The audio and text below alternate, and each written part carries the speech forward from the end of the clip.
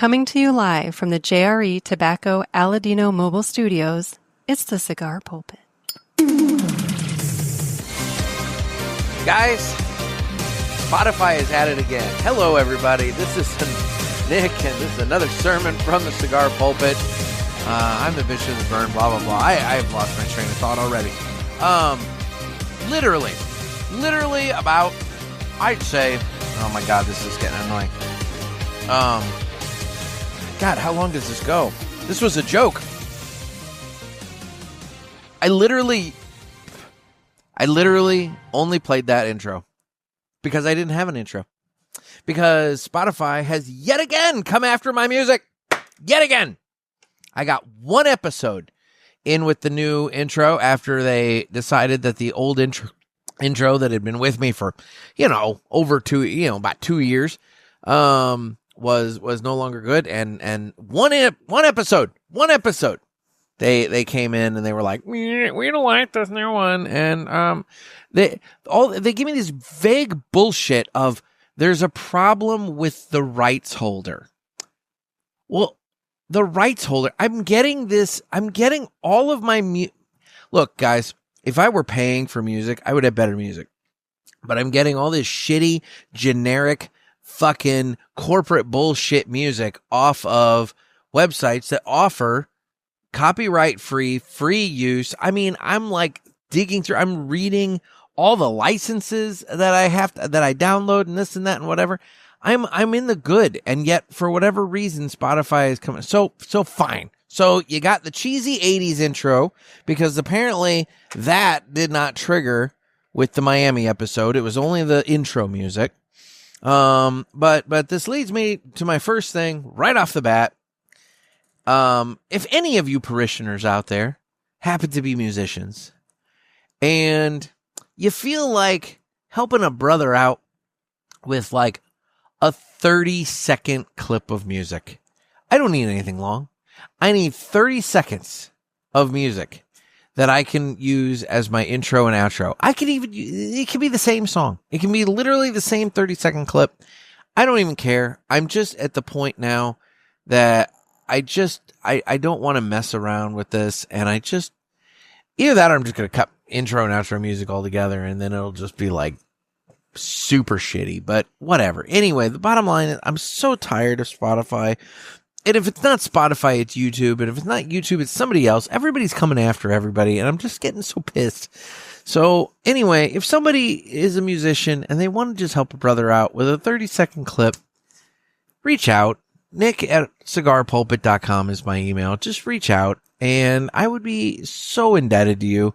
And I will make sure you get the appropriate credit on the show and everything else. And I would love that because I am so tired of dealing with this bullshit. But anyway, hello everybody and welcome to another sermon from the Cigar Pulpit. I'm the Bishop of the Burn, Nick, and today we're going to be listening to some of your calls because I have a ton of them.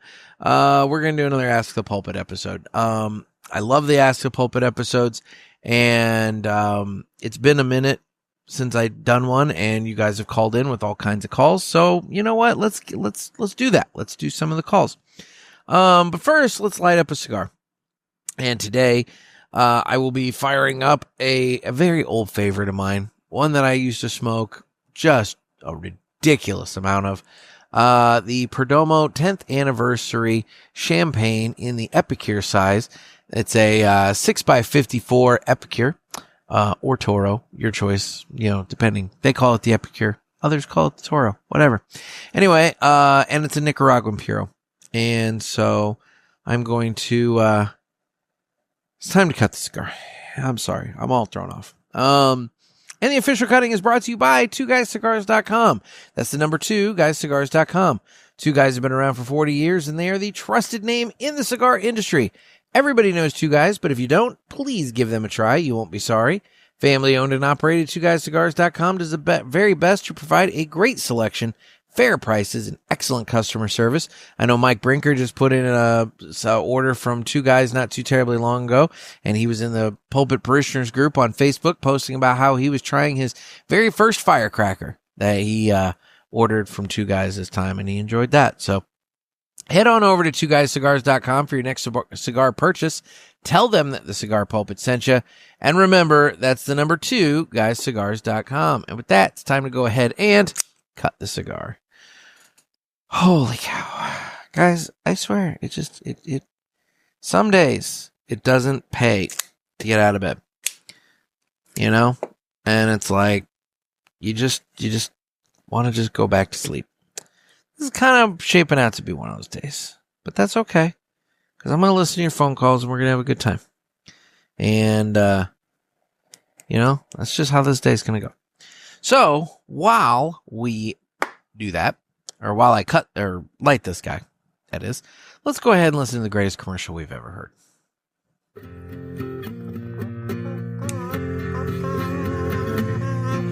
Some say cigars are all the same. It's just not true. It's you I have to blame. Well, I don't know, 'cause what I know, there is a cigar called Aladino Corojo. Aladino Corojo. Aladino Corojo. They say authentic, so we're not confused, while the others say it's a word that's just abused. I guess that's so, they can't compete. At least I'm sure Aladino can't be beat. Corojo. Aladino Corojo. Aladino Corojo. Aladino Cigars use authentic Corojo tobacco from JRE Tobacco. This is the greatest commercial you ever heard. Yeah. Yeah. All righty. Oh, my God. And then I didn't mute my phone. Here we go. All right. So why don't we go ahead and jump right into the fun? Shall we play a game? You talking to me? I have a question for you. You gotta ask me nicely. Ask me about my wiener. You got a question? You ask the 8-ball. Come on, sucker.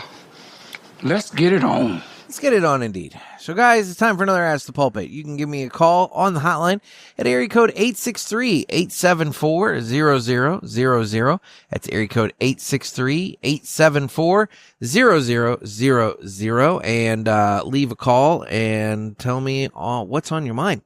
I am looking at the calls here, and I'm trying to determine when they start, but see, that's the problem, is that they group them by the caller. So sometimes if you called like 3 times in the month or so, you know, it'll show the date of the most recent call that you called, but maybe you'll have some going further back. I don't know. I'm probably gonna end up doing these slightly out of order, but that's okay. Because they'll all be apt. I mean, looks like the last time I did this was the end of September. So it's been right at about a month since I've done this. So okay, so we got about a month's worth of calls here. So let's just go ahead and I guess start with this caller here, and we'll go from here. So we'll start here. Hey, Nick, it's Tyler from York, PA. What up, Tyler? I'm sitting down here enjoying my AJ Fernandez New World Original Blend, and I just thought of a question that I'd like to pass on to you and maybe some of the other boys in the parishioners group. If you guys could smoke 3 cigars for the rest of your life, what would they be? Oh, no. I'm curious to hear back from you. Thanks, man. Stay smoked. I don't know if I did this one again. I don't know. You know what? Tyler called back. So let's listen to Tyler's second call, because it may piggyback off the first, and he called back like just a couple days later. So let's do that, and then I will get to both of these calls. Hey, Nick, it's Tyler again. What up, Tyler? I'm just listening to your most recent episode, and I totally feel disrespectful for not giving you my 3 cigars that I would smoke. So go. my 3 cigars that I could smoke for the rest of my life would be My Father the Judge Toro, which I think is like a 5x54, 5x56, Okay. something like that. My next one would be the Tabernacle Goliath, the broadleaf wrapper, in the 5x58 Perfecto. And then my last one would be the Partagas Black Label Magnifico in a 6x54. Interesting. So those would be my 3. And then I don't know if anyone else has beat me to this, but the STARS review system, it stands for Smoke, Taste, and Review System. My God. Which Dave came up with. Personally, to me, I like you guys being called boners a lot more. I think that just sounds more funny. But yeah. So those would be my 3. Yeah, that's all I got. Stay safe, stay smoky, you guys. Have a great weekend. Well, Later. Tyler, thank you so much for the call and the call back to let us know what your cigars are. What I always struggle with the whole, like, if you could only smoke, whatever for the rest of your life, because part of what's fun about this is the variety. Part of what's fun about this is going in and finding, different cigars that, I can try, and experimenting and experiencing different things. So it is difficult to narrow it down to just like, if I could only smoke 3, for the rest of my life, what would they be? So I always kind of tend to default to like what my see, and 5 would be so much nicer. 3 is such a tight number. I guess it all depends. Let's break this down. Let's think this through. I like a nice, not necessarily mild, but mild with a little bit of something to it in the morning with my coffee. I like something that's got some power to it in the evening. And for the rest of the day, I like something that is good, has a little bit of spice, a little bit of kick, but not something that's going to like just slit my throat. So I think, and to be honest, Tyler, I'm going to tell you this right now. This answer that I'm giving you right now will be totally different tomorrow, and it'll be totally different from that the next day. This is one of those things where at this exact moment answering this question, this is what comes to mind. But I would say that for the breakfast cigar, I'm going to go back and forth. I'm thinking this through. Damn, the ice is stopping up the hole on the sippy cup. I am struggling today. Anyway, okay, for the breakfast cigar, I'm going to go back and forth. I'm going to say either the Villiger La Capitana. That one, it's kind of got like a turquoise band on it. That one, I've smoked it with some coffee in the morning. Amazing cigar for that. Or another one, and I don't know if it was a limited release, but realistically, you could probably get just a standard line and be just fine. Diamond Crown Tampa is one that I smoked with coffee a couple different times in the morning, and is just amazing. Truthfully, you probably get yourself a nice Diamond Crown with like a Connecticut wrapper, and you're gonna be just fine. So either one of those would be my breakfast cigar. For my quote unquote lunch cigar, my all day, kind of thing. I smoked the hell out of the Perdomo Habano Sungrown. Yeah, I would say the Perdomo Habano Sungrown would be my lunch. I could sit down, I could smoke through that. I could smoke those back to back and be just fine. That's probably the one I would go with there. And for the evening, for the stronger guy in the evening, that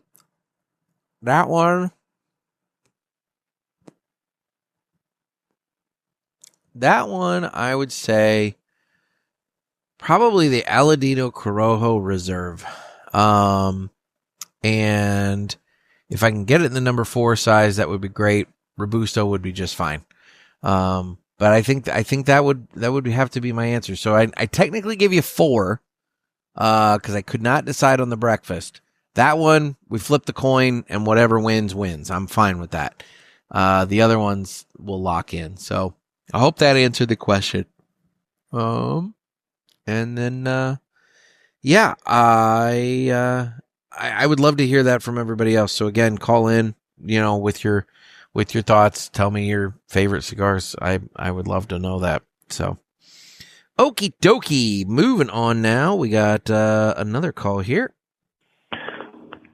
Hey, Nick. James, the delivery guy from Grass Valley, California. What up, sitting here smoking a Umagog Bronzeback Robusto. Came in my Cigar Expo grab bag. There you go. Sorry I missed you there, man. I was actually one of the people who was expecting to see you there.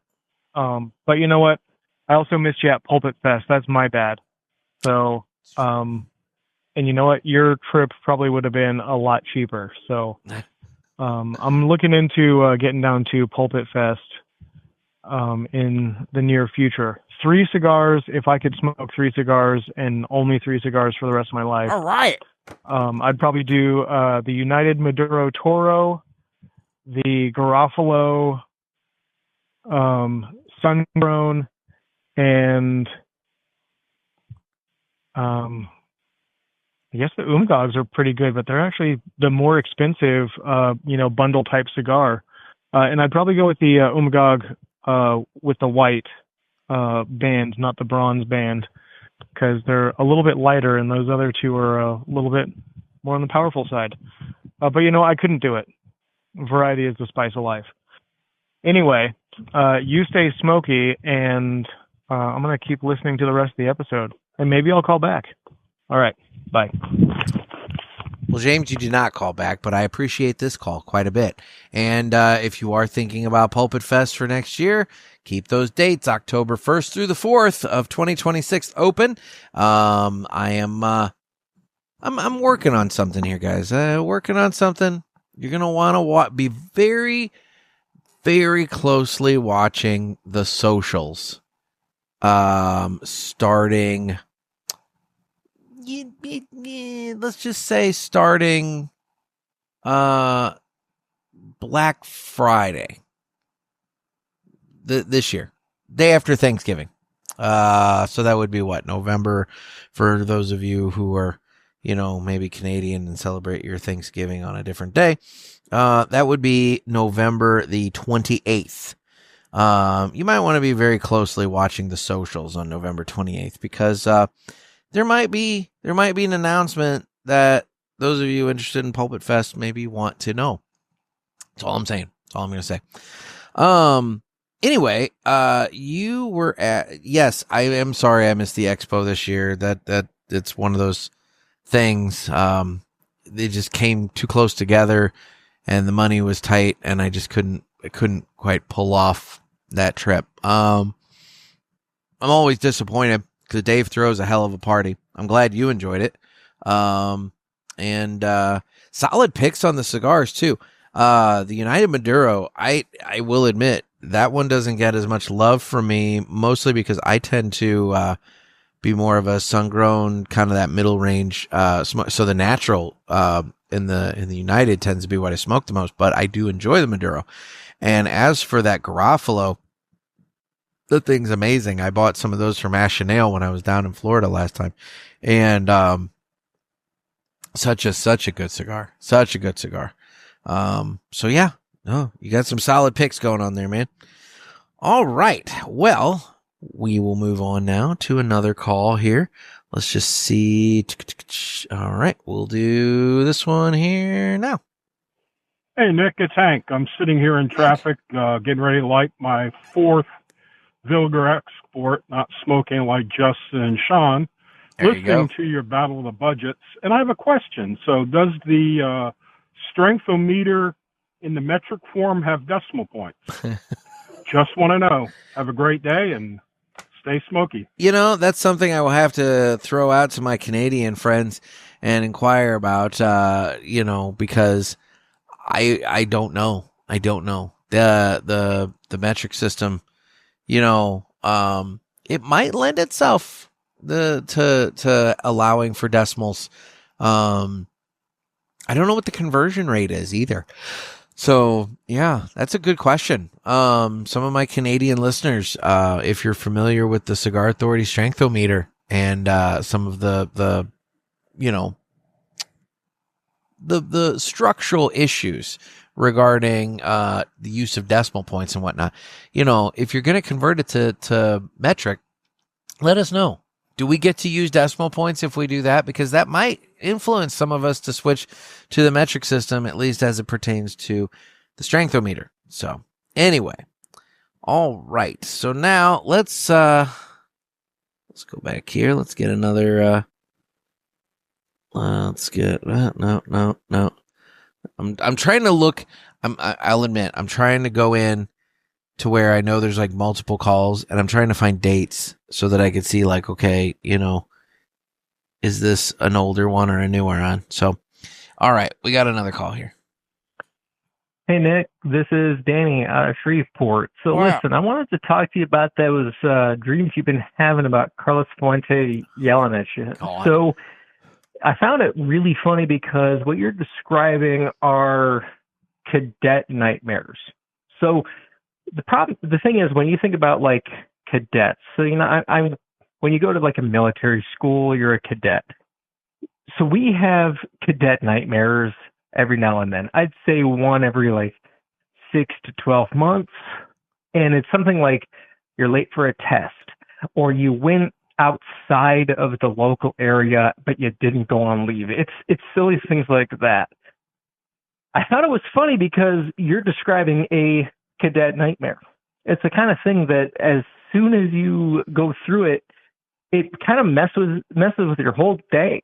Like my wife will tell you to this day, I haven't been in military school for probably, 10 years, 11 years. And she'll tell you when I have a cadet nightmare, she knows, she can spot it right away because my whole day is thrown off. So I'm sorry that you're having cadet nightmares. As somebody who also deals with between 2 and 3 a year, I really do feel your pain. And stay safe and stay smoky. Interesting. I mean, obviously, my life did not take me down a path where I joined any sort of the armed, or the military, armed services, and so I don't know what that's all about, but that's fascinating. I don't know what to make of that idea that I'm having like a cadet. I mean, I have heard that like, it is a thing common for folks to have like school related dreams, but a lot of times it's well, in this case, I did not have my homework, but sometimes it's, you show up naked to class or something like that. Thankfully, I did have clothes on. The part that has really got me rattled, and has continued to rattle me is not so much Fuente yelling at me, although, it's what it is. It's more the fact that like I had this, classmate from forever ago, yelling at me, and I haven't thought of this gentleman in 25 years since we graduated high school together. And all of a sudden he's in my dream telling me to hurry up and get in here, hurry up. And it turns out he passed away, 12 years ago, something like that. I can't remember now. 11 years ago. And so that's weird. That's really weird to me. And it's also weird that it's the second time I've had a former classmate that died, ironically enough, in 2014, show up in my dreams in the last 2 years. So, it's weird. I don't like that. But I guess I am getting to an age where, admittedly, sometimes, you start losing people for whatever reason. They're young, but you still, things happen. I don't know. It's a weird thing, but anyway, I appreciate the call, Danny. So we will now listen to, this guy, he left a lot of calls. Okay, so we got 3 here from this caller since the last time I did a Ask the Pulpit. So, all right, perfect. Maybe. Come on. Hey, Dick, this is Sean. What up, Just Sean? wanted to call. I'm getting caught up on the episodes and everything, and I know this doesn't fall under your entertainment report, but you mentioned a couple episodes back about watching a show called Bridgerton. Knowing from your past history of, Star Trek and King of the Hill and different shows like that, how did you get looped into watching Bridgerton? Just not questioning your sexuality or your feelings or anything, but just looking for an update and how this whole track of watching this came into play. Talk to you soon. Bye. I'm pretty sure I played that one on an Ask the Pulpit. I'm pretty sure I did. And now I'm going back over my list of various, you know what? Son of a bitch. I bet I did use that on, I think I did a short abbreviated Ask the Pulpit on the Dream follow-up episode on October 3rd. And I didn't have that listed there. So, okay. So, yeah. Which means some of these I've already played. Oh my gosh. Well, if I've already played them and whatever, then I apologize. But if I haven't, then, there we go. I think Tyler's 3 cigars thing, I think that was one, which then would explain why there was another call talking about my 3 cigars. Okay. All right. Guys, I'm telling you, this is just, this whole day has been off, and you're experiencing it in real time with me now. All right, Sean, I think I answered this before, but I'll just tell you, Bridgerton, as all things, it comes down to a woman. When there's someone that you are interested in and care about, and they say we should watch Bridgerton, you tend to watch Bridgerton. So I still have not gotten back into Bridgerton. I'm almost done with The Sopranos. And once I finish that, then I've been asked repeatedly if I've watched more Bridgerton, and I have not, but I am going to get to more Bridgerton, because again, I said I would, and I will. And admittedly, I've watched 2 episodes and it hasn't been bad. It's not necessarily something that I think would be my immediate cup of tea. It would not be something that would attract me. And that I would be like, oh, I'm interested in watching this. This is something where I definitely had to have it kind of like put on to me, but it also hasn't been horrible. So we'll give it a shot until it gets to the point that I'm sitting here in the garage smoking a cigar, watching it and going like, what the fuck am I doing? So we'll see. We haven't gotten to that point yet, but we'll see. So, all right, Sean, we have a couple more calls from you here. So maybe we'll listen to one that we haven't heard before. Hey, Nick, this is Sean watching the Battle of the Budgets 2025 Part 1. Yeah. I guess I got a little annoyed when you had that mini debate over punch cutters, or not cutters, but just the punches. Anyways, don't underestimate the power of rat toothing your cigar. This past weekend, I did not have a cutter and went the whole weekend with no problems with rat toothing. So, anyways, just passing it along. Bye. I do not prefer a punch, but I will say that in an emergency situation, I'm all in with using a punch.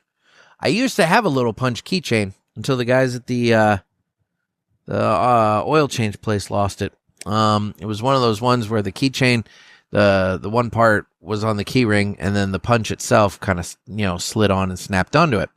And somehow or another that came apart. So the next time I'm looking at my keys and I go for it, all I have is the plastic part that the punch cutter actually like snaps onto, and it's got the little post to kind of clear the chamber of the punch cutter. And unfortunately, they lost it. It fell off, and Lord knows where it is. And so, unfortunately, I lost that one. It wasn't a big one. It was a little cheapy plastic one. But my point is, I've used a punch cutter. I've used some of the punch cutters on lighters. They often, some of the lighters have punches built into it, that sort of thing. I don't mind it. I will say, punch, when I use a punch, I tend to, depending on the cigar, depending on, how big of a ring gauge it is versus the size of the punch, I do end up sometimes getting a situation where you get a little tar buildup at the cut site. Look, would I prefer a straight cut or a V cut over a punch? 100%. But dude, I mean, yeah, if you're going the whole weekend and you don't have a punch cutter, or you don't have a cutter and all you have is punch, then you're just fine. You're set. You're good. Just don't use scissors. Don't use and I don't mean the cigar scissors. I mean like kitchen scissors, like the Fiskars, the paper cutter scissors. Don't do that. That's a whole nother thing. Hey Nick, Sean here. Just finishing up Battle of the Budgets 2025.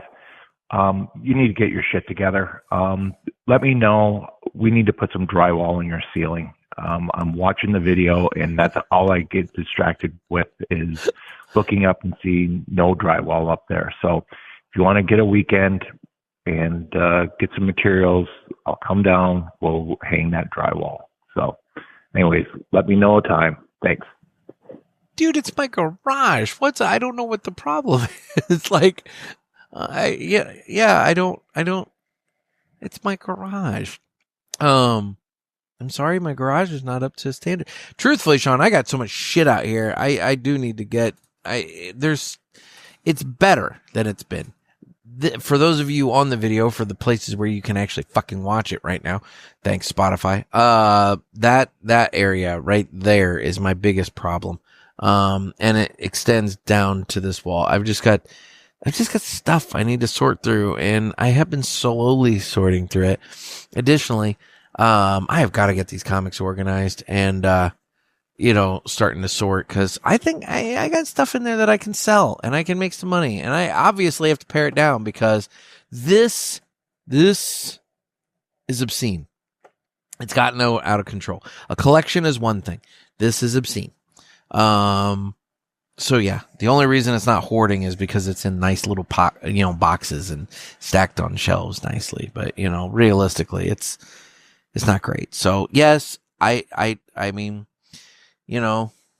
dude, realistically, we could just get a bunch of parishioners together and we could do a good old fashioned shed raising in the back. I could just get some wood and we could all get them together and go all Amish style and build a shed in the back. And then at that point, I could just be smoking out there. Hell, we could just screw the shed. We'll just build a little tiny house in the backyard. That way it's the guest house, and that way everybody's got somewhere to stay when they come too. They don't have to stay in my kid's room, but whatever. I don't know. I appreciate that you get fixated on the little things there, Sean. That's nice. That's nice. So, okie dokie. Let's move on here and do this. Hey, Nick, it's Paul from Texas. What up, Paul? I got a question for you. I just saw the newest Cigar Authority blind cigar review. It was 27A, and I'm in that group. And I know you still do it, or do you? So have you continued your blind cigar smoking? And how do you feel about it? I'm to the point where Cigar 27 means I've been doing this for 27 months. And it's okay. They've diluted how many people are there, so now it's 1 out of 20. And I just want to know how you're feeling about it. Are you planning on continuing it? What's your experience been like? All right, talk to you later. This is so sloppy. I've played that one already. So for those of you interested in the answer to that, if you missed it when I did play that one already a couple, back at the beginning of this month, I have enjoyed the stars program. I do still need to do review 28. It's sitting in my humidor right now, and I need to do that. But yeah. Anyway, good times. All right. So, you know what? we'll go ahead and play this one now. Hey, Nick, it's Paul from Texas. Just listening through your Miami episode. I'm about halfway done, but I got some notes. I think you should just go ahead and do the 1980s intro music. And you said it doesn't really match the show, but I don't think it matters. And a good point of that is the Peacemaker show. Their intro songs are crazy, and the dances that they have are crazy, but I will never fast forward the Peacemaker intro songs because it's great. Even the second season, they changed the intro song, and I hated it for the first episode, and now it's great. I watched the intro, and you like it so much, I think it could be a little quirky thing that we all know is like an inside joke. And the second thing, you were talking about the earbuds that translate, and you were talking about getting a pedicure, manicure, and listening to the Asian ladies. Dude, do it. I'm really curious as to what they talk about. I don't get those things. But if I ever was to, I would definitely have the live translator on. All right. I'm glad you had a good time, Miami. Talk to you later. Paul, the minute Apple allows me to put Vietnamese or Thai or whatever the hell language they're speaking into the translate program so that I can use my earbuds to listen to what they're saying, by God, I 100% will, because I know they have to be laughing at my feet. They have to be. There's no doubt in my mind that the ladies doing my feet are laughing at it, because they jabber back and forth on one another, and then they just giggle, but then inevitably one of them just kind of glances up at me, and it's like, oh, this one, we're laughing about you, but you don't know. And I want desperately to know what they're saying. As for the 80s music, well, you know, through happenstance, I did do it again this episode. So maybe I'm going to actually take a moment to try and edit the damn thing down properly and make sure that it can be used, because I don't know, it's frustrating to not be able to have music that, you know, these platforms allow. And you know, it's just a weird thing. What the hell? The garbage man already came. I already brought my garbage can up. Why am I hearing the garbage man out there? I swear. I have the garage door up because it's relatively nice today, but that also means you guys get some neighborhood noise. Yeah, I will. You're right. The Peacemaker song, it definitely conflicts with the rest of the show. So maybe, you know, I don't know. Maybe my 1980s, you know, intro music there is what's needed. But I'll I don't know. I will work on it. I swear. But again, if there are any musicians out there that want to do something specifically cool and badass that belongs to, you know, you'll share it with me, and you won't like hit me with a rights issue later. By God, you know, I would much prefer that than to use my 80s action soundtrack thing. So anyway, thank you for the call, Paul. It's always nice to hear from you, buddy. All right. I'm enjoying my Perdomo champagne. It's been it's such a smooth and creamy cigar, but I'll tell you, everybody thinks, oh, the champagne, that's one you can give to new smokers, and it's not. It's got a high nicotine, you know, kind of kick to it. It's got some real strength. It'll kick you in the teeth. And it'll sneak up on you while doing it. So that is one thing to keep in mind. But I do enjoy this cigar a lot, and it's always nice because it's one of those ones, like I said, I smoked it a lot back in the day, and it's nice when I smoke it again, because it's like revisiting an old friend. You know, it's like, oh, it's been a minute, but you know, we're picking up right where we left off. Okay, so gonna do another call here. What's up, Dick? This is Dakota. What up? I am way behind. I think I got like 8 podcasts that I'm trying to catch up on. I've been really busy since getting back to Cigar Pulpit. I'm doing sometimes multiple school programs a day, and they can involve anything from a hike to like a production at the school. Which I say production, it's really just me. Or, you know, like foraging classes or badge workshops or Eagle Scout projects. Like it's stupid busy. So I'm stupid behind because it's also football season. I'm paying attention to that too. And it's unfortunate. However, I am listening to Dear Lord all the way back when, and I don't exactly expect you to remember what you were talking about, but you know, it's something about bridges and smoking. I don't know. Anyway, you mentioned that, or Sean called in, Audrey, and mentioned that you should do like the meetup thing, I guess, the virtual meetup, but then you started going into how you didn't, you know, not much for the video, think it takes away from the quality. And then you had an idea, and you know, we're giving suggestions, so why not? So my suggestion, I guess, or something that would be cool, is you should pick certain days of the year. I mean, I already know you do this with certain subjects, so pick certain days or certain oh my gosh, podcasts that you want to do an all audio podcast, and then do whatever production you want. Right? Add whatever crazy little guys, whatever, you know, characters, and I mean, you can put it on video for those that like put it on YouTube, and that's the only way they listen. Just put up a Cigar Pulpit insignia and then attach the audio to it. I'm sure you've thought of this, but I kind of feel like I missed out on your weird chicken guy, and I hate that I missed that. So I would enjoy if you could do audio podcasts every now on all audio podcasts, and just make it maybe a deal, like a series, I guess, and then just the story in that series continues every time you come up with a new one. I don't know, but that sounds like it would be great. I don't watch the video much anyway. I mean, I do when I can, especially with guests. But most of the time it's audio because I listen to it when I'm driving, and I can't watch the video because, you know, that's illegal, and I don't want to die.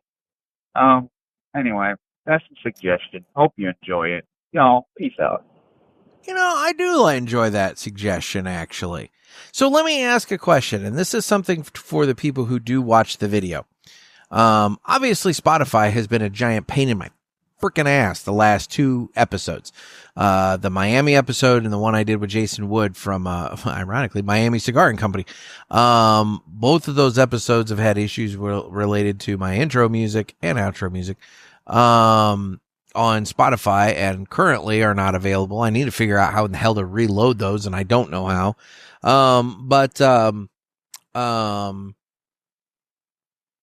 But for those of you on YouTube, well, tell you what, if you're a Spotify viewer and you enjoy the Spotify video, for those two episodes, you're probably just going to have to go to YouTube and Rumble. Cause I don't know. I'm not going to re-edit those to do different music and all that shit and everything. So just go to YouTube and Rumble for those two episodes.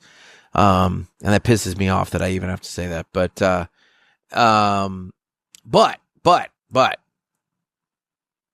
let's just take this a step further. For those of you who do watch the show and actually consume it on the video platforms, do you really give a shit about seeing like this episode today? I'm answering listener calls. I'm sitting in my garage. Do you really care about the video for this? Or is it maybe only one of those things where you'd like video if I were doing something specific? Like maybe, you know, when we had the cereal challenge way back when, you could watch the cereal challenge go down. Or, you know, the Battle of the Budgets, maybe to a lesser extent, but with guests. You know, if I have guests on and we do Zoom and all this and everything, like, you know, I can understand maybe wanting to watch that. But for these episodes like this, where I'm just sitting here and I'm talking and smoking and I'm by myself, does the video really matter? Do you really care? Or would you be perfectly fine if I were to just throw up the logo, put up the audio, and call it a day? And you could go to YouTube, you go to Rumble, and you could, you know, do that. But like, does it matter? Like, does it truly matter to actually see this as it is right now? Or do you just maybe want to see it when there's guests? Or I don't know. I'm really curious. I need to get a listener survey put together because I have questions, because these questions could really like formulate up the future for me, because I don't know. Because I like your idea, Dakota. I like the idea of being able to, kind of have a little bit more fun with some of it. Because, what if I were to want to bring, Larry the Mute out of retirement? I mean, he's camera shy. He doesn't want to come on the camera, so it's like I could get Larry the Mute back to do his gas station cigar reviews. We could get Pastor Barnaby to come and do, a couple sermons every once in a while. I mean, I think an Easter and a Christmas sermon from him, on tape somewhere. But yeah, I mean, shit, we could do that. But they're camera shy people, and I just don't want to. I don't want to put them in a situation where they have to be on camera when they just don't want to be. So anyway, something to consider. I like the thought though, Dakota. I really do. Okie dokie. We have we have another call from Dakota here. Hey, Nick, this is Dakota. Actually, I got you on my truck right now, so let me take you off my truck. I'm curious to how this is sound. Usually I take it in my truck because sometimes there's, background noise. Yeah, it was windier when you were on the truck. So I just listened to your the podcast about California, Texas with Josh. Is it Hubersky? Hubersky. Something like that. And it's funny. Well, first, I got 6 more to catch up to current times now. So I'm trying to truck through it, but I literally just came back from Arkansas, and their legislation had passed that they can't sell vapes anymore unless it was standard menthol or mint flavored. Oh. And so my wife really smokes vapes. Unfortunately, she's been trying to quote unquote quit for like the last year and a half, and I don't know, it hadn't happened. But November 1st, all products had to be off shelves by November 1st. So they were doing like their little that amount of time where they get to sell as much as possible, and whatever they don't sell has to get gone. So we had a hell of a time trying to find her a dang vape. Man, it got a little heated. Yeah, but according to the retailers they're thinking Tennessee's not far behind. So, I mean, I personally don't care for vapes and, none of that. But, of course, I don't want to be the first one to step out and say, I don't want you doing this because I don't like it, because obviously I smoke cigars.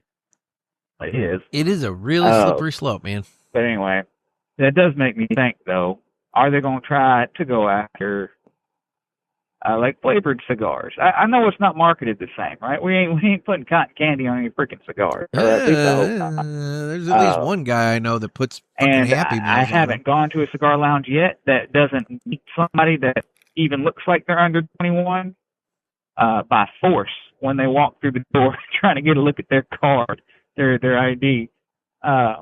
Whereas you walk into a little vape shop and they don't even check you. They're just going to sell it to you 12 years old or 100 years old.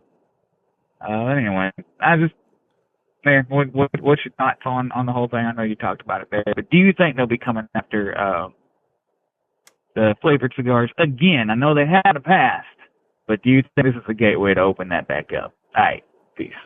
Look, I think the federal government's probably going to leave cigars alone for at least a little bit. Do I know that for certain? No, I don't. There's smarter people than me that are, keeping track of that. That's fine.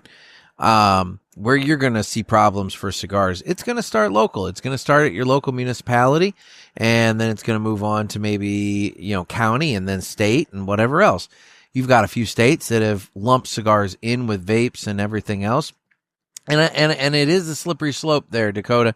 You're right. It's one of those things, first they came for them and we didn't say anything, and then they came for us and there was nobody left to say anything, and that kind of thing, that whole bit. Should we be maybe more vocal, I guess would be one way of putting it, about, whether or not we think it's a good thing that these states are going after the vapes? I don't know. 'Cause I'm not a fan. I do think that vapes did market to children. I do think that they made it enticing for children, and it very much what it is. I don't know if it's quite at the same level. There's been a lot more activity trying to curb it, but I do think that the youth got into that pretty hard. Look, cigarettes are on the downswing, and I think at this point, anybody who's smoking cigarettes at this point, look, what you're doing, and you're choosing to do it. And at this point, if you are of age and you are choosing to do it, I don't really know if I see a problem with it, because, guys, the data is there. I mean, there's plenty of data to say what cigarettes does to you. So if you're choosing to put that stuff in your body, then that's your choice. Vape, it's still, there's still a lot of time and study that needs to be done. Cigars have been around since the day and age before, Columbus discovered America. I mean, let's be real. What we're doing is different. Is there as much study on it? No, probably not. But there is some. And then what there is supports us. And that's what's important there. Do I think that they're going to start coming after flavor bans? Again, I think that, let's be real. This whole California thing started as a flavor ban attempt. And it's evolved. You've got one municipality. I just saw it recently. I don't know if it was Massachusetts. I feel like it was Massachusetts, that they implemented a generational tobacco ban as of next year. If you're not a certain of age by January 1st of next year, I think it is. I don't remember I'm pulling this out of my ass, but they instituted a generational tobacco ban, which means if you're not of age, you'll never be able to buy, not in that town, at least. Now, that's one city, but what happens when that spreads to, like I said, the county, and then eventually Massachusetts as a whole passes a generational tobacco ban, to where by the time the last person who was of age at the time passes away, well, that's that. No more tobacco being sold in the state of Massachusetts. Which I don't know, why you'd be buying there anyway. You ought to just jump the river, or not the river. I live in an area where you jump the river. You jump the border and you go over to New Hampshire and you visit two guys. But, there's that. Anyway, dude, the government's going to keep doing what it's doing. I think that, I think cigars are not necessarily the focal point, but the problem is we keep getting lumped into shit. We keep getting lumped into stuff, and they are going after vape, and they're going after this, and they're going after that, and they're not worried about cigars. They're just writing such language that lumps us in, and then we have to either go and fight to get ourselves removed from it, or we have to accept it, and neither one are very fun prospects. Both are, expensive, but for different reasons. So realistically, I don't know what the answer is, man. It's what it is. But on the flip side, I know people that are, working on flavored cigars, and, it's one of those things where they're figuring out ways to add some additional flavor to the smoking experience, knowing full well that this shit's all going on. But, it's one of those things where it's going to keep going, whether until it's completely illegal, it's going to keep going. So I think we'll be all right. If you like that stuff, I think you'll be all right. All right. One more call from Dakota here. Hey, Nick. Hello again. This is Dakota once more, and I have reached my quota of 3. If I hear anything else I really want to talk about, I am going to refrain, and I will not call you. But you asked about people that we might want you to contact and have a conversation with, or good stuff like that. Oh. Well, obviously you contact and speak with your folks like that sponsor you, right? So like Husto, Trey Mac, even though they're from the same group, but yeah, a few folks, right? So, Renee, that's who I was thinking of. Anyway, if you reached out to some like boutique cigar folks, I think you might have had. I don't know if you've had folks from Blackbird Cigar or not, but oh yeah. For example, Mayflower Cigars out of Nashville, Tennessee. Michael Knowles is like a political. I think he's more of a talking head and less of a like politician. Either way, he's a figure within politics. And I heard him in an interview on a podcast with who was it? Simply Stogies, I think it was. Anyway, they had a long, great conversation about cigars and didn't really bring politics into it at all until the host was like, I want to talk about politics. So if you don't want to talk about it, Michael knows that it had to be pulled out of him. He's like, dude, I talk about that all the time. I can just talk about cigars, right? Anyway, he was a good guy to talk to, and I figured you interviewing him would be fine. But that's just one name. I could have probably come up with several more, but I didn't want to have a forever a call. Anyway, I'll let you go. Peace out. No, I like the suggestion. And yeah, you know what? I do try to avoid too harsh of politics on here, just because it's one thing to talk about legislation that's actually relevant because of cigars, but it's another thing to get into the whole political realm because, everybody has opinions and everybody's opinions are different. And,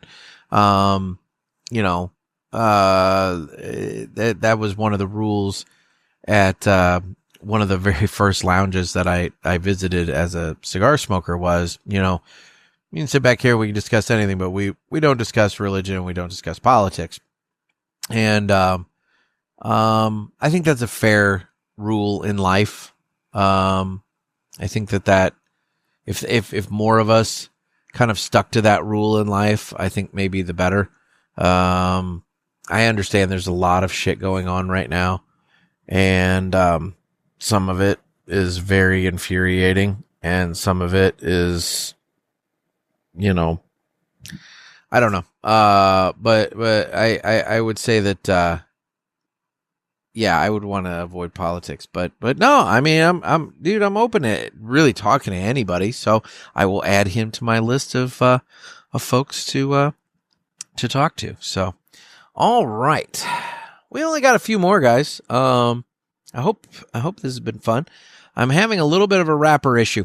I did have a crack develop up. It's that weird time of year where the humidity and the temperatures are doing the weird things, and so this is the time of year I have to be a little forgiving of some of my cigars because it's like, okay, it might be a little chillier and it might split. And admittedly, I think I did take the band. Although, for God's sakes, this band is huge. It's huge. It dominates the cigar. So, by the time you get relatively close to it, you still have quite a bit of cigar left to go when you take off the band. And so, yeah, I have a little bit of a crack, but it's okay. We're moving on. We're doing all right. So, all righty here. Let's listen to this call. Hey, Nick, it's Jacob from West Virginia yet again. What up?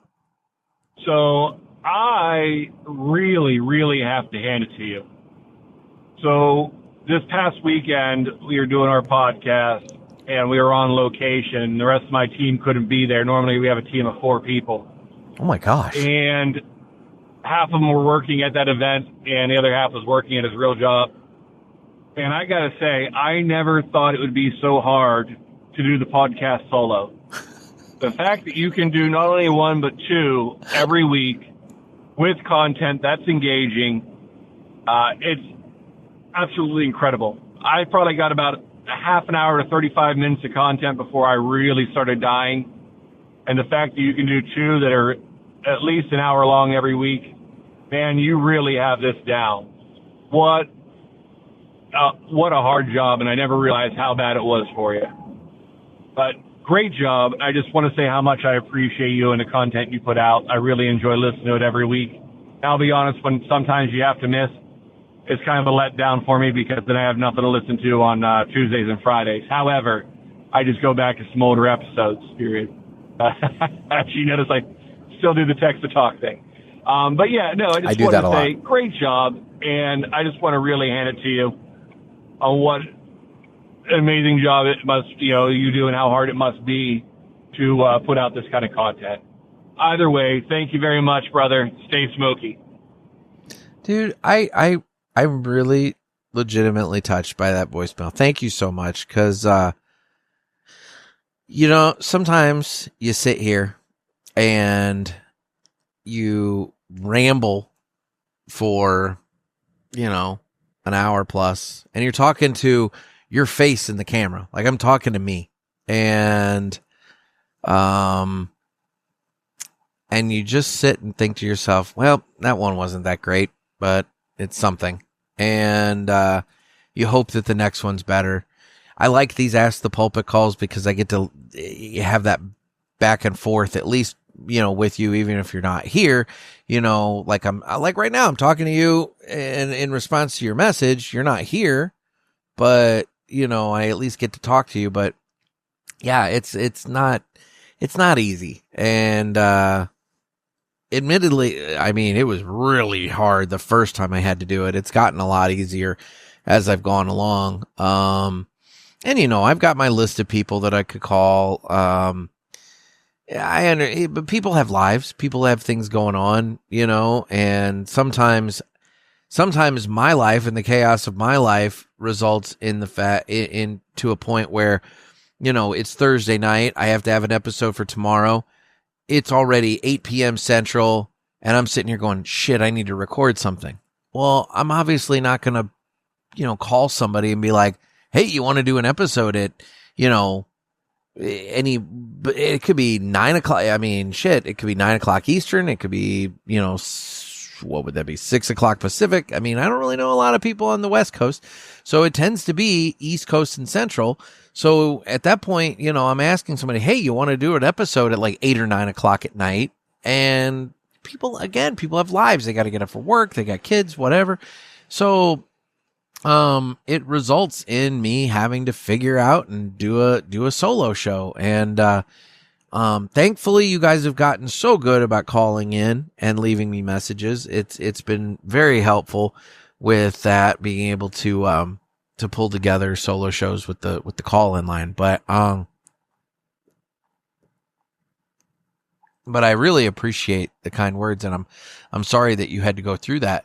But I also think it's one of those things that if you're a podcaster and you're part of a team and you are used to, I mean, my God, 4 people, like, dude, like, I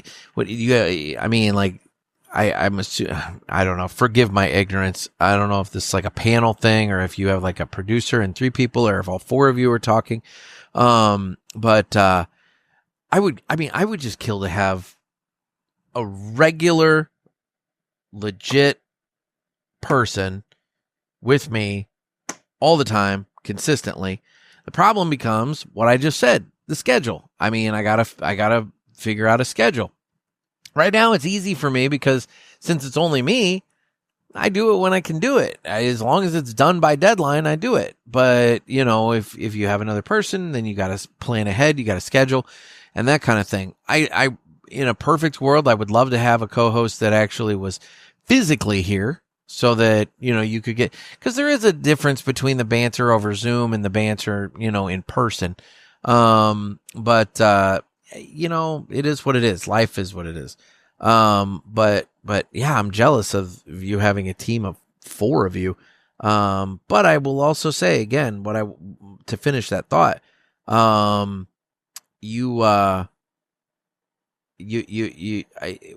feel like every podcaster that has a team should do a solo one at least once, just so you know that it's not an easy thing. Like I I know I just got done saying how I don't really like talking about politics, but in this case, we're not talking politics. We're talking the craft. If there's one guy that everybody who does anything similar to this should look up to and should be like, damn, that guy, you know, he had it down, is Rush Limbaugh. Because when you think about the Rush Limbaugh show, he sat there essentially talking to himself for 3 hours a day, every day. He would every once in a while make a comment towards that Snerdley, but Snerdley wasn't on. Snerdley didn't come on the show and like talk to him, and like they didn't banter back and forth. He would throw a comment towards Snerdley, but it's not like he was like having a conversation with Snerdley. He would just, you know, like throw something at him. And, you know, rarely, at least in the few times that I did hear him, he never had guests. It's like, it was just him just expounding his opinions on things. And again, I'm not getting into whether or not you think the opinions are valid or not. You know, we're not getting into the politics of it. I'm talking about the fact that here's a man who for 3 hours every single weekday would sit down with his tobacco-stained fingers behind the golden microphone, and he would expound for 3 hours all by himself. That's hard as shit. I don't think I could do that. Like, I do 2 a week.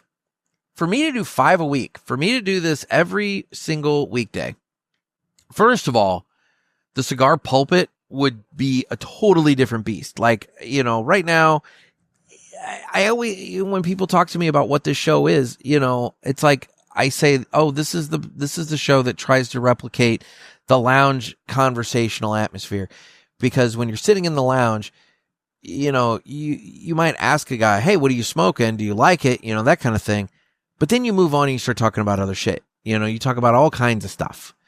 And that's what I do here. Like, you know, there's some cigar stuff. I've had some fairly heavy cigar content lately, but on the flip side of that, I also have goofy shit, you know, and I have fun shit, and we talk about all kinds of different stuff. And so it's not always a very cigar centric episode.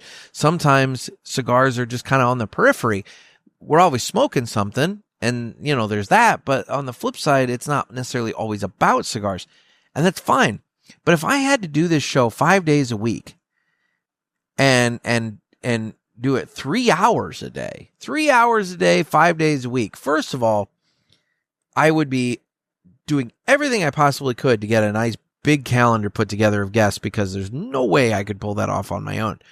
But if you're telling me I had to do that, I mean, yeah, I'd have to get into other subjects. I would have to start making this a totally different thing. And this would be more of the thoughts and whatnot on the day and less of that, because you just can't do that. There's not enough to say about a cigar to be able to go that many days. So anyway, that's a different rabbit hole. But no, thank you, dude. I appreciate it. It's very kind of you to say that. And it looks like you called one more time. So let's listen to that call. Hey, Nick, this is Jacob from West Virginia. Just got done listening to the Miami episode, and wanted to say, first off, great content. Really loved it, and I wish I could get down to Miami to see those places. I would visit every one of them. But moreover, I wanted to tell you, it was your outro music. The new music I like. It's good. I understand why you didn't go with the 80s montage music, although it really is awesome. The outro music, though, really good. Really good. It gives me also some 80s vibes, but more like Planes, Trains, and Automobiles. The end of Planes, Trains, and Automobiles kind of vibe. It's more of like a hopeful, feel-good music. Okay. So just wanted to give you some feedback on that. But great job, great show. Really, really, really loved it. Can't wait to maybe one day go down and see those places. Thank you very much, and stay smoky. I appreciate that feedback too, because thankfully, Spotify did not say anything about the outro music. They apparently did not like my new intro music. And so, they didn't say anything about the 80s, version. because I did play that in that episode too. And, you know, let me back up a minute. When Spotify came at me about the episode I did with Jason Wood from Miami Cigar and Company, they dinged me on both the intro and outro music. For this one from my trip to Miami, it was just the intro music.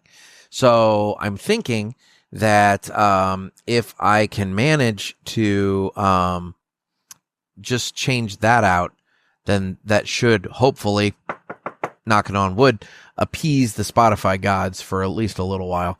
So we'll see. So right now my plan is, by the time this episode ends, I will be playing that same outro music. But that's now 2 votes for the cheesy 80s music. I may have to go. I did it this episode because I didn't have anything else, but I may end up editing that down. I just played it as it was because, you know, why not? But I could add in a fade out and all that and make it more appropriate for the start of the show. So we'll see. We will see where that goes. So as for getting down to Miami, dude, do it. I mean, it's fun. It's nice. I'm catching shit from manufacturers that I didn't meet while I was down there. I'm getting text messages from folks being like, "You were in Miami and you didn't tell me," and you know, that kind of thing. So there's probably going to end up having to be another trip at some point to circle out with some of those folks, because I think that needs to be done. But yeah, I'm catching shit for not reaching out to everybody in Miami. So go down. It'll be fun. You'll enjoy it. Just if you don't speak Spanish, make sure you got some AirPods at work. So, okay, we got calls from 2 more numbers here. Hello, Nick and everybody out there. This is your friend Brinker from Middle Georgia. What up, Brinker? I was just wondering, listening to the championship episode of the Discount Smokes, what is your dipping sauce of choice if you are to enjoy nuggets from McDonald's? Thank you. Now, Mike, you're obviously referencing when I talked about how I wish somebody would order a 20-piece McNugget all boots, which, again, parishioners, I may have to put together a nice little gift pack for the first person who sends me a video of them going through the drive-thru, ordering a 20-piece McNuggets, all boots, getting to the window, getting that, and opening up the box and seeing if they actually gave you all boots, because I think it'd be funny as shit. So, for the first parishioner that decides to go ahead and do this, I think it would be really funny. So, remember, 20 McNuggets, all boots. What is your dipping sauce of choice? Well, Mike, for me, I'm either going to go standard barbecue sauce, but I'll tell you, there's one that is a throwback. They promoted it way back in the day. They don't really do it. They don't really mention it now. But for all I know, they don't even still have it anymore. I think they might. I don't know. But they used to have those packets, the little dipping, dipping packs of honey, just honey. And man, that's the shit. You get the chicken nugget and you dip it in honey. That was so perfect. Not honey mustard, honey, just honey.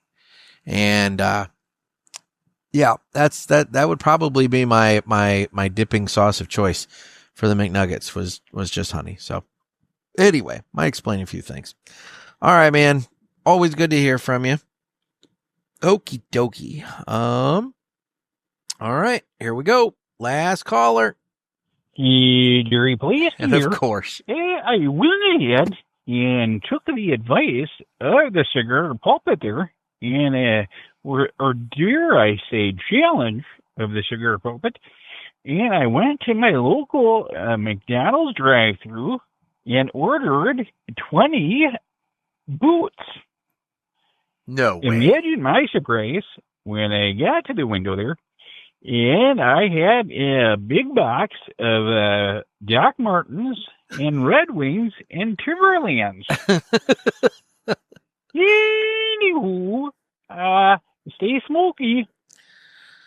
I don't think it quite worked the way I intended there, Jerry. So, I want video. I want somebody.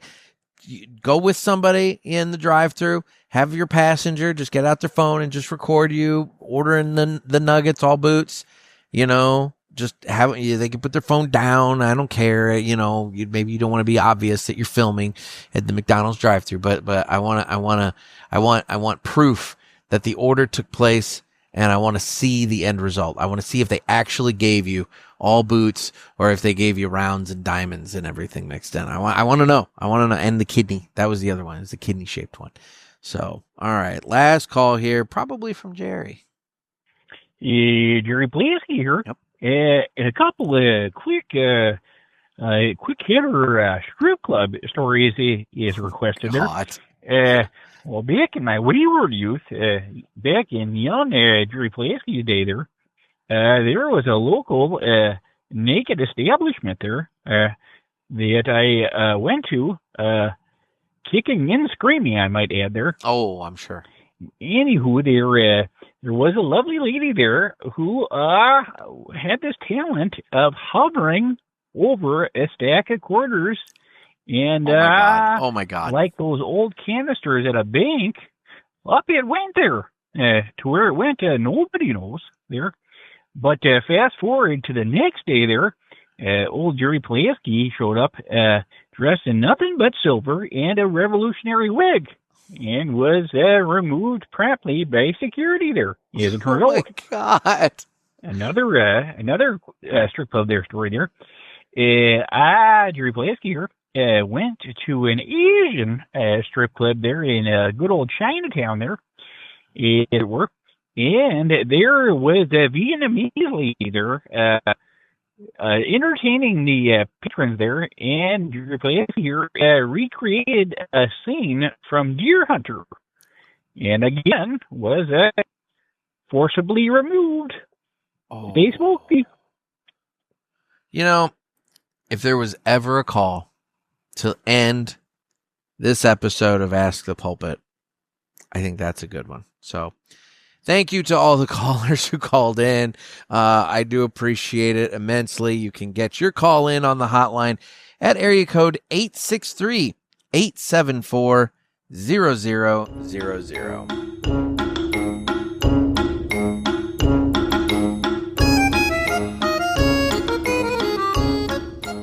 Boy, I really hope that music doesn't trigger Spotify. Lord knows. I mean, you know, I'm going to find out all my stingers and everything are bad, and I'm just going to have to go from there. But anyway, let's do this now.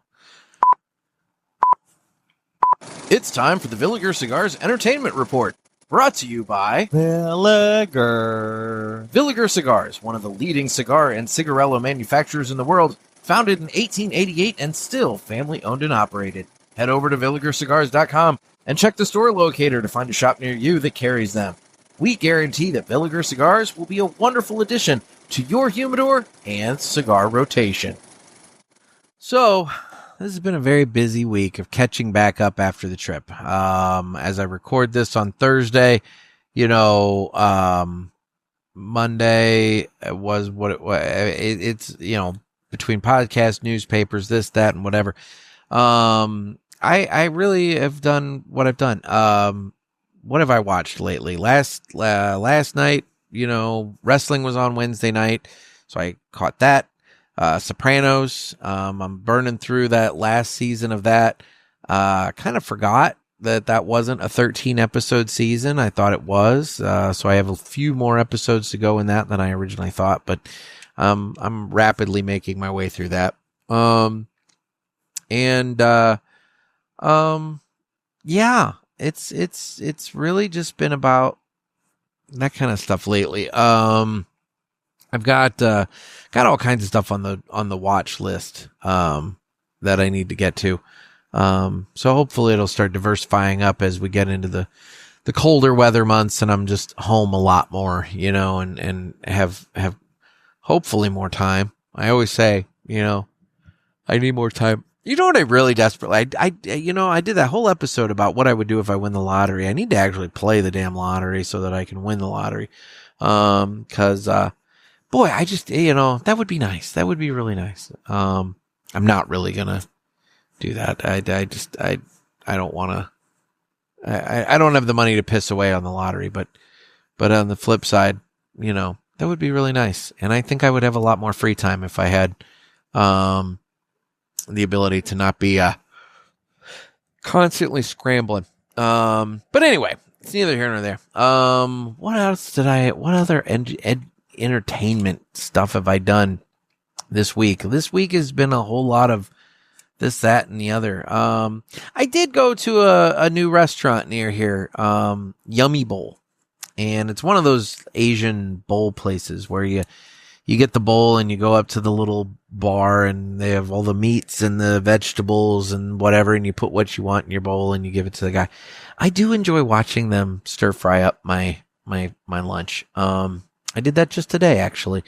And this one, they had the big wok, and they, Mongolian barbecue, I think is what they technically called it. But I don't know. That was fun. That was good. And it was good too.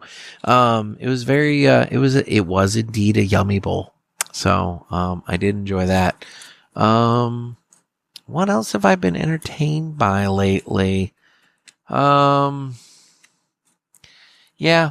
That's it. I'm kind of shortchanging this segment today, but that's really about it. So anyway, I guess we'll do this now.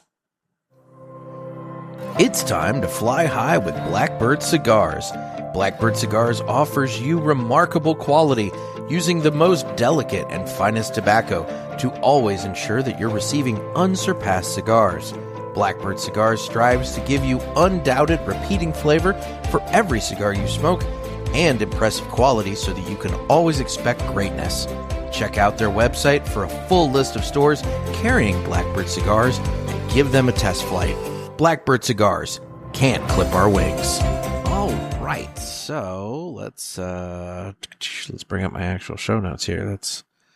All right. So, growing up alongside the Mississippi River in East Moline, Illinois, Chad Pagracki.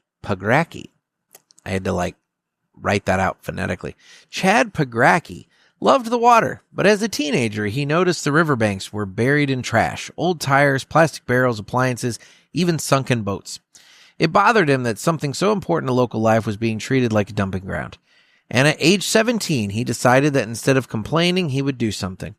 He started cleaning the river by himself. At first, it was just him in a small boat, dragging trash along the shore, often working after his shifts as a commercial fisherman. People thought he was crazy until local media picked up the story. Then, in 1998, he founded a nonprofit called Living Lands and Waters. With donations and volunteer help, his team expanded cleanup efforts up and down the river. Schools, community groups, and everyday residents joined in, making a massive environmental and civic transformation. Today, thanks to his persistence, more than 1 million pounds of garbage have been removed, hundreds of miles of river have been restored, tens of thousands of volunteers have joined the mission. So be like Chad Pagracki and Blackbird Cigars, and don't let anybody clip your wings. Again, it's simple little things. If we could just all figure out something that kind of floats our boat and gets us energized and go off and do this stuff, I mean, we can make the place a better world to live in. So, all right, guys. Well, I'm on the socials. I'm on Instagram at the Cigar Pulpits. I'm on Facebook, where we have the Pulpit Parishioners group. You can get in on the fun there by finding the group and requesting access, and then post cigars that you're smoking, ask questions. Yeah, it's a fun place. I'm on Twitter/X, and you can watch this on Rumble and YouTube. I'm going to say, you know what? I think maybe I'm going to give Spotify video a rest for a little bit. They just, I feel like they're playing some games with the music and everything, and you'll be able to hear this on Spotify, but I may have to give the video a rest. So if you're a Spotify video viewer, consider my YouTube or my Rumble if you actually have to watch it. Otherwise, I may just have to, or maybe this is where I take Dakota's idea and I make a video. What? See, that's not going to help me with the music situation. Is that, I don't know. I don't know. I might or might not be on Spotify video. I don't know. It's becoming a pain in the ass, and I don't want to end up with more episodes removed, as a result of stupidity. So there's that. But the other thing, the big thing, I announced the last episode, and I'm going to keep harping this, guys. If you are not currently signed up for the Cigar Pulpit newsletter, head on over to cigarpulpit.com. A little pop-up will come up, and it'll say sign up today. It's a free sign up. Things are happening with the newsletter. I've talked about this for 5 years, a little over 5 years. And, admittedly, I did put out one back in 2020. It's very, very different this time. So head on over to the website, sign up for that. Some of you have done so since I made that announcement in the Miami episode. Trust me, things are happening. You're going to see a newsletter starting, and, don't be left behind. Just jump in from the start. You'll enjoy it. It'll be good. It'll be very similar to this. You're gonna get a nice mix of content in there. It's not just gonna be cigar stuff. You're gonna have other stuff that is fun and appealing. So head on over to cigarpulpit.com, sign up for the newsletter, and make sure that you get it. Especially, well, I won't go there. I won't say that. But just sign up. It'll be good. You'll enjoy it, and I'm not going to blow you up. You'll get one, at least one a month, maybe two a month. That's it. It's not like I'm going to be blowing you up every day. You're not going to have a newsletter every day. It'll be what it is. Maybe in case of emergency, it may be one of those things where, if something huge is happening and it becomes, classifies as breaking news, then maybe that would be sometime that I would blast something out off the normal schedule. But I promise I'm not going to blow you up with emails. So anyway, head on over to cigarpulpit.com and sign up for that. Otherwise, guys, thank you so much. I know I've been kind of like mentally all over the place today. I actually did have a plan for this episode, and the whole Spotify thing happened like right before I sat down to record. So I'm like, well, I guess we're going to deal with this. So anyway, final thoughts on my Perdomo champagne, the 10th anniversary champagne. Love the cigar. It's fantastic. Gets a little spicy at the end. The power, the body of the cigar, the strength of the cigar really tends to ramp up in the second half of the cigar.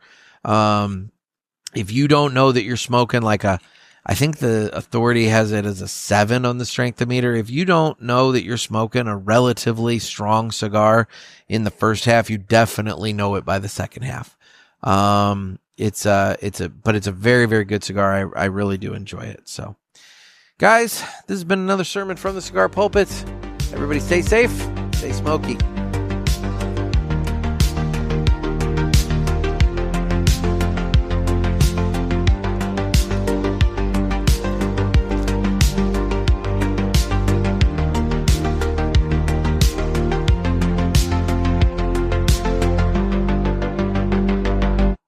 He's right. That outro music has a very like 80s kind of vibe to it too. Like you're like driving down the dark highway with the lights going by, and like, you're on your way to like bust up a drug bust or something, or a drugs thing or something like that. Like it's, I don't know, but I get